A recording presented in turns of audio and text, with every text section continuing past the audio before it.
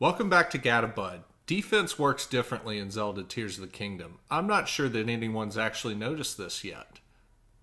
This all started during my depths video when I was trying to figure out, is it worth it to just do the Tunic of Memories or go ahead and 4-star the Champion Leather?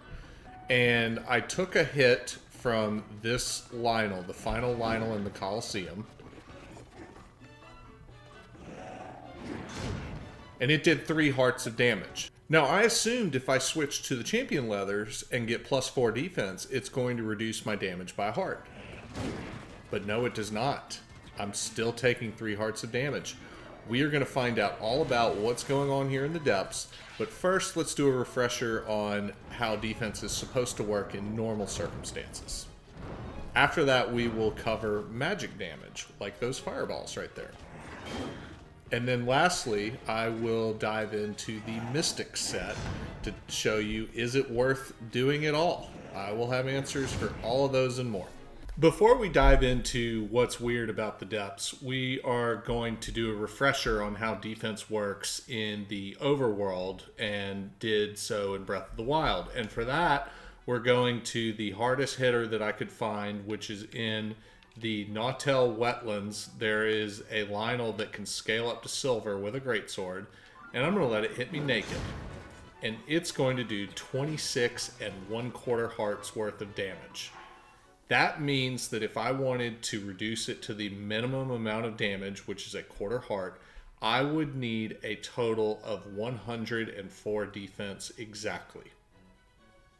This is what I'd like to call a premium defense set. It is one that gets you to 84 total defense, which is significantly higher than a standard 60 set like the Fierce Deity Armor. The difference in 24 defense means you will take 6 less hearts wearing the Zonite armor than you would wearing the Fierce Deity Armor.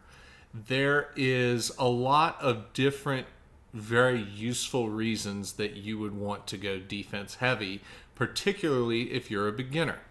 Additionally, you can eat triple defense food and increase whatever your defense value is by 24. And that number is no coincidence. That number is actually the difference between wearing this Fierce Deity set and wearing the Zonite armor. So with food, I can get the defensive capabilities of that Zonite set and still have the set bonus and the triple attack bonus from the Fierce Deity armor. This is extremely useful in situations like the Colosseum.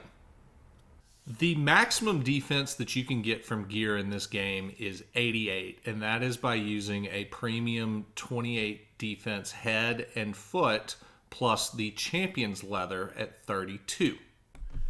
You can then take that one step further and eat triple defense food and hit the known defense cap, which is 112. That is from 88 defense from gear plus 24 from food.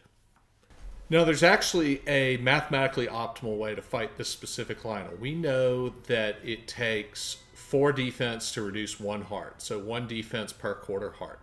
If I want to get this down to the minimum damage of 1/4 heart, I need exactly 104. So I'm going to start with 24 from triple defense food, which I've just eaten, and then I'm going to put on the Champion's Leathers, which puts us at 56. I'm then going to put on the Soldier Greaves, which puts us at 84.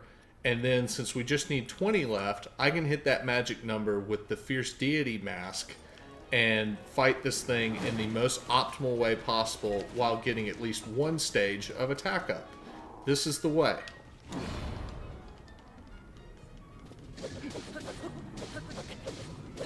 So to answer the question, is the Champion's Leathers worth it at 4-star? I'd say yes, situationally it is. It's a little bit of extra effort to get, but it allowed me to fight that Lionel at a 1/4 heart defense and still get at least 1 attack up armor on to get a little damage boost. Now, alternatively, in this situation, you could recognize that, hey, I've got a ton of hearts, and do I really need to drop down to a 1/4? No. So I can do that full premium defense mode with Champion's Leather, and I'm taking 4 hearts of damage instead of 5, And that's kind of a big difference mathematically. Once you start, that's a 20% reduction, and that would allow for probably about 3 more hits. And I can still fight this thing in triple attack food. Now, before we move on, there's one other type of damage that you need to know about, and that's magic damage. I dropped down to 0 defense, and I'm going to let it fireball me in the face, and I'm only going to take a heart and a half of damage. Now I'm back in full defense gear, and it's still the same. Defense does not reduce magic damage. There's other factors in play here. Spoiler alert, it's the Flamebreaker set that makes the difference here. That's what drops you to a quarter heart on that otherwise very putrid heart and a half damage. But we'll get to that later in the video. But back to what the heck's happening in the depths. This is a similar silver Lionel to what we see on the surface, and I'm taking 9 hearts of damage in gloom damage. Now, the minimum amount of damage you can take from gloom is 1 full heart, because you can't take a quarter heart of gloom damage. Now, you would think that by adding 4 defense, I'm going to take 1 less heart. And that's not true. I'm still taking a full 9 hearts. Lucky for you, I already have all the results, and you don't have to watch me be confused for weeks about this. The magic number for this specific Lionel right here is actually 14 defense to get the first heart reduction. Now I'm taking 8. That Lionel actually has some of the cleanest math out of all of them, though, so let's get real weird. I'm at the Spear Lionel northwest of the Kakariko mine. It's also a silver Lionel.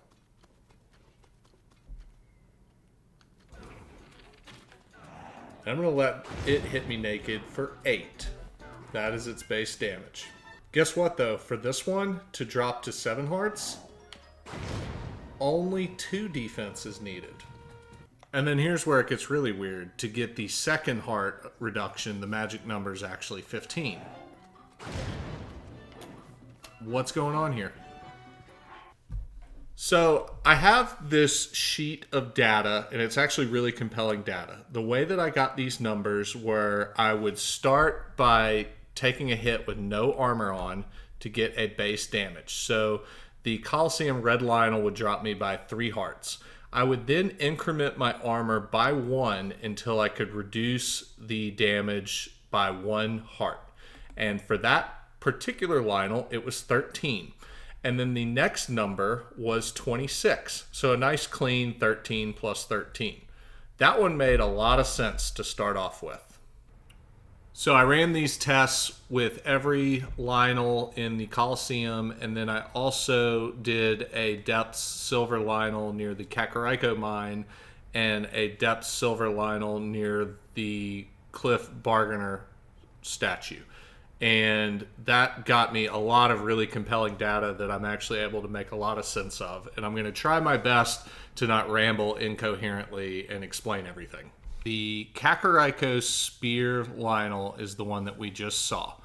And I did these damage tests, basically incrementing my armor value by 1 at a time until I got a heart reduction to get this data.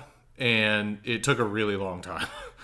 And so, like I said before, we get the first heart reduction at 2, and then again at 15, and then the next one comes at 29. So we had to go plus 13, then plus 14, and then we do plus 13, plus 13, plus 14, and then you can't actually get 83, so you really have to get 84 to get the final bump because of the way that the numbers work.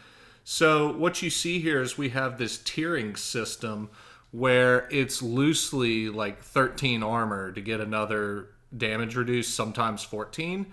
And it gets a little nuttier, but actually makes more sense when we look at these Greatsword Lionel numbers.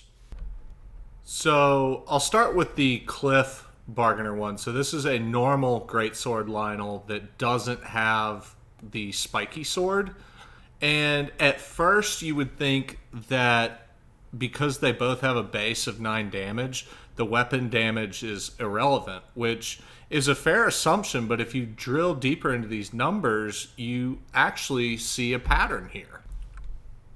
The Spike Royal Claymore has 15 more damage than the regular Royal Claymore. And when you start to get into these tiers to reduce hearts, you start to see that the defense required to reduce the Coliseum Lionel is 15 more than the Bargainer one at every stage past stage 1. And that cannot be a coincidence. Now, furthermore, what helps me make even more sense of this is going back to that Overworld Lionel that was doing, if you round up, 27 hearts of damage. And if you divide that by 3, you get 9. So that makes this base heart damage of 9 start to make a lot of sense as well. It seems to me that in the depths, you take a third of the damage that you would in the Overworld, and it just has to go through a bunch of rounding calculations, and you still need a comparable amount of defense that you would need in the Overworld. Now, there was also a conscious decision for weapon damage to not increase the maximum amount of hearts that an enemy can do, and instead just increase the defense requirement to floor the damage. I think that was probably intentional and deliberate to make the enemies a little more approachable earlier in the game, but still require you to really push it for peak and premium performance by requiring 107 versus 92. So that's my theory. I will never know the decision behind that. So what's the TLDR of that really complicated spreadsheet? If I have 84 defense and I tack on the 24 from triple defense food, I will take the minimum floored 1 heart on the Spike Ball Lionel. And the champion leather was not necessary. So if there's anything to take from my data, it is that conclusively you cannot assume that you will have a heart reduction in the depths unless you add at least 14 defense to make an improvement. Now, I also alluded to a separate damage type that I will just call magic damage, and it's heavily influenced by our elemental sets. And what I mean by that is the 4-star Snowquil set, the 4-star Flamebreaker set, and to an extent the 4-star Desert Voe set. However, more so the rubber set if you want to go the electric route. And let's get into how that works. Now, I want to have some fun with this, so we are going to go mess with Gleeoks. And the defense up from the depths tests are running out. And I'm going to let this Gleeok shoot thunder beams at me with no armor on, so we get our baseline. And we took 12.5 hearts worth of damage. And so that means that under normal calculations, the full Fierce Deity set at 60 should floor the damage, right? We should take a 1/4 heart. So shoot another Thunder Beam. We took 3 hearts and 1/4 damage. What I believe is that Gleeoks have like a 75% physical, 25% magic property. And what that means is the defense that I equipped floored a 9 heart physical attack to a 1/4 heart. And there's still 3 hearts left of shock damage that's elemental. And that's separate. Shock in particular is interesting because there isn't like a flame resist trait. There isn't a ice resist. It's either fireproof or unfreezable. There's no in between. However, the rubber armor is a little different. I'm going to put 1 piece of rubber on, and it reduced by a heart. I'm going to put a second one on. Still the same defensive value. It reduced it again. Now I'm going to put the third one on.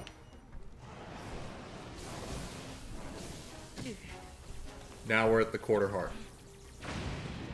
And I can get struck by lightning and not care. That's a massive difference. And we still have the same armor value that we had before. So that's really important to understand that.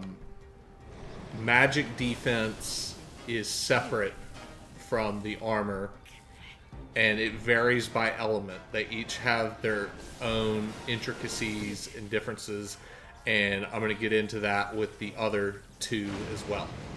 And then there's water. We don't have anything that reduces water.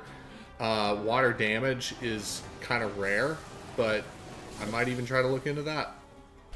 Before I move on to Fire and Ice, though, let's check out Desert Voe real quick, because it has a set bonus for shock damage resist. So we're still at 60 defense total, and we have this set bonus here. It drops us to a equivalent of what it seems to be 2 out of 3 rubber pieces. So you get some benefit from this thing if you're in the desert fighting electric enemies, for sure, but the rubber is still better.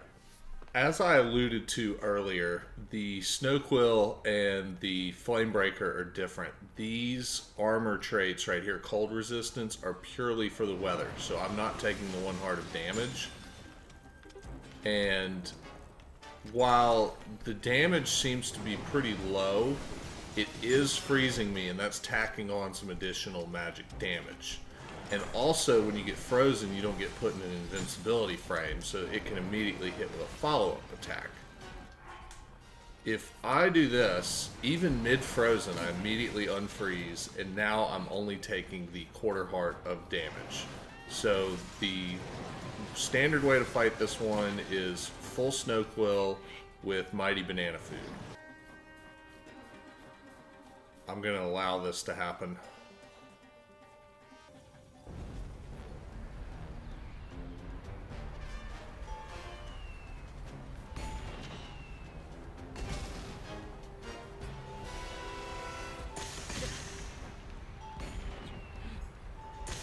Yeah, it's not really damaging me that much.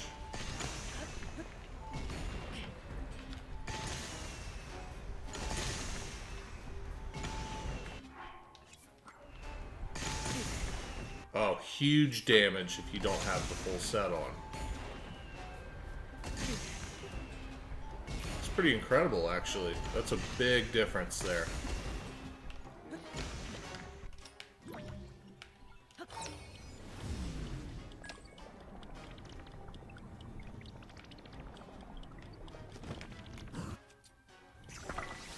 And it's pretty obvious what I was supposed to do there. Recall.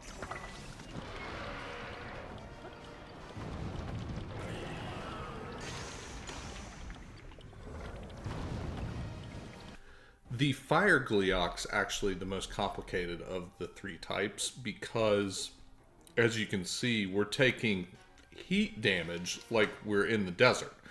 So it's going to lower your health that way, but the elemental damage it's dealing, there's no such thing as heat damage. It's dealing fire damage. And to get fireproof, Flame Guard doesn't help here, because Flame Guard defends against the weather, just like Desert Voe defends against the weather. So the optimal way to fight this thing is actually in full Flame Guard to get fireproof, and then you eat some food. My go-to recipe is 4 Hydro Melons and 1 Chill Shroom to get double heat resistance. You only need stage 1 here. So I'm going to eat this food, and I'm going to fight in Flamebreaker. And you can see that when I have Flamebreaker on, I'm taking the quarter heart damage. If I remove even one of these,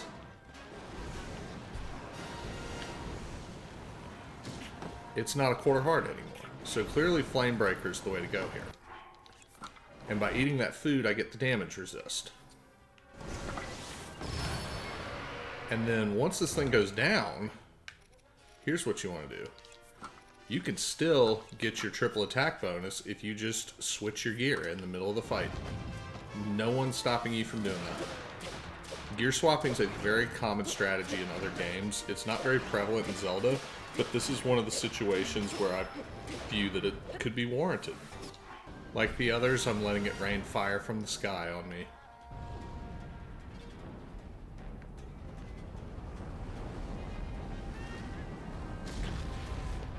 The Flamebreaker does not defend against the giant fireball, unlike the other two once they get in their finishing stage. This is the most dangerous one, and I don't know why this one's different, but it just is.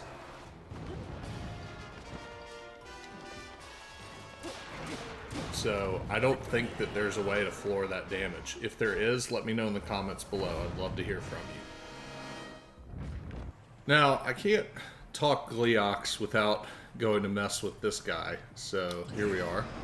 This is the King Gleeok, and it's got one of each head elementally. And I'm going to show you what to do about that.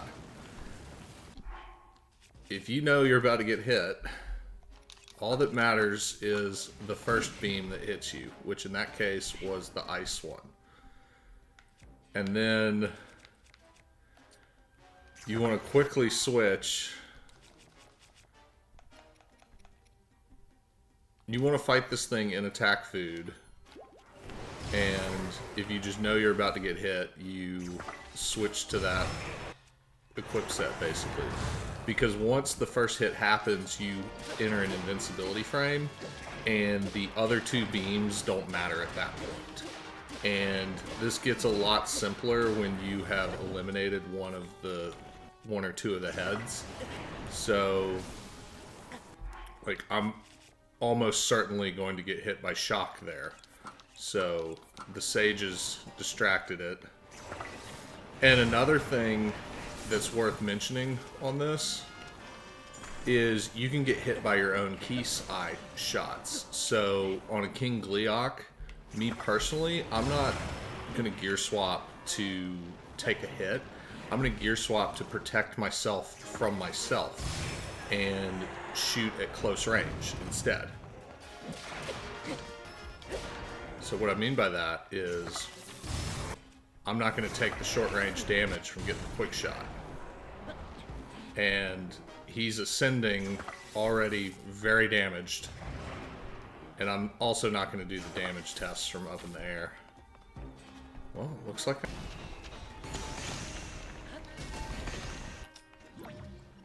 So, like the one before, with one head, he's only doing the ice.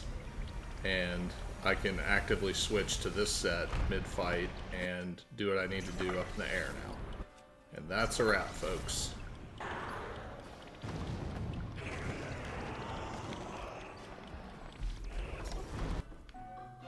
There's one more thing we need to talk about that I haven't covered yet. First, I'm going to let this moblin hit me to get a baseline. We've got one heart of gloom damage, and it looks like it did some magic damage as well because it has the club that he's using is on fire. There's this set. What the heck does this do? Let's find out. Still the same. Yeah, I don't think it's doing anything right now.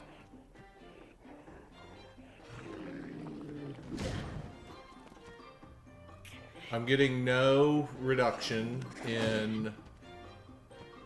Do you notice how I'm taking a heart of gloom damage and I'm also taking other damage as well? Like, that one didn't reduce my hearts normally. It just did gloom damage. And now I'm starting to have reduced hearts. That's an important detail where you can go into the depths with, like, maybe, like, 3 hearts left out of, like, 40. And you're just going to take gloom damage, and it doesn't matter that you only had 3 hearts. Like, I don't know how to, like, better explain this, but, like, if you got beat up bad in the overworld and come down here, you might as well be at full health unless you're taking magic damage, is what I'm trying to say.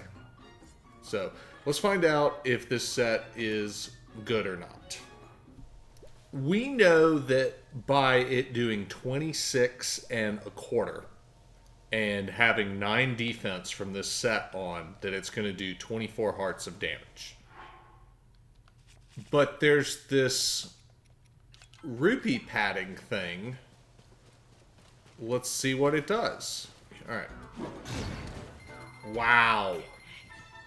We just took...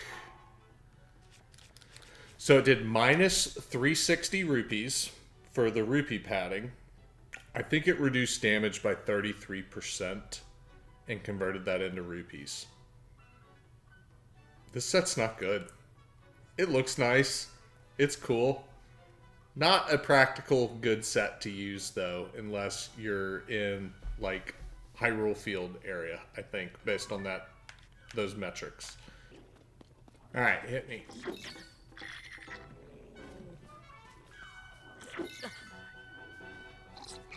Okay, it seems that there's a limit in which it can reduce damage. So against fodder, this thing is not bad, actually. I'm not taking the minimum quarter heart damage. This guy's got a stick on fire, so there's the magic damage element thrown in there as well. Come on, hit me again. I am taking the magic damage, but I'm not taking the base physical damage there. So this thing's not horrible in starting areas, but don't expect it to be your secret sauce against the Lionel. You're better off with other options. So that's my analysis on this armor. I'm never going to use it again. Well, that's all I have for you today. I hope you found this useful. The Champion's Leather's definitely kind of worth it, depending on how in-depth you want to be. And I will be covering these elemental sets.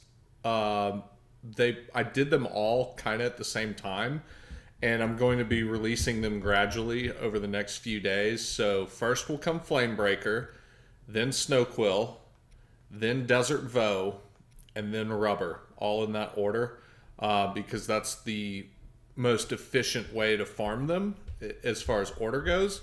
I suggest you start saving your gemstones right now, and I will see y'all again soon for 4 4-star guides in the coming week or two.